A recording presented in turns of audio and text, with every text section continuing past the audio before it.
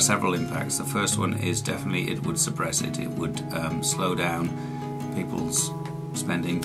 If the country makes weapons and ammunition, there could be a boost to the economy there, because there will be a switch from making cookers to making bullets. And certainly if we're looking at that sort of flow of money internationally, foreign direct investment, which investor would want to invest in a country that was in conflict? First of all, I think the government is in the power, and I think it's really bad for the people from the countries like this. It also affects the financial part in the economy, because they lose like a lot of money.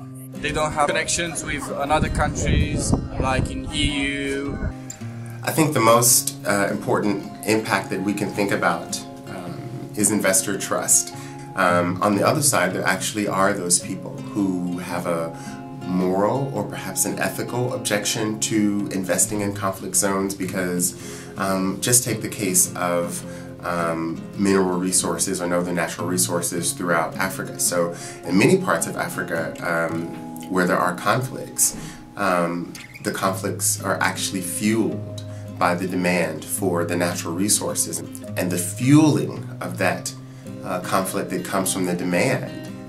That's one thing that actually does make the conflict linger. It gives people the idea that there's something to be gained from it, let alone the arms dealer. So at the very base of it, people see conflict and they're just like you might see two people fighting on the street.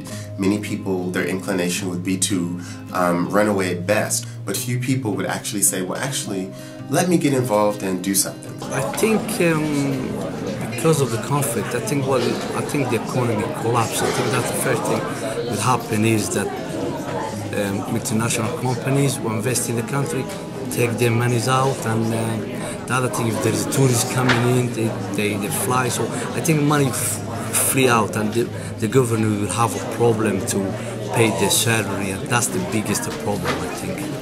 Economically, that's quite great, because obviously it affects jobs in the areas.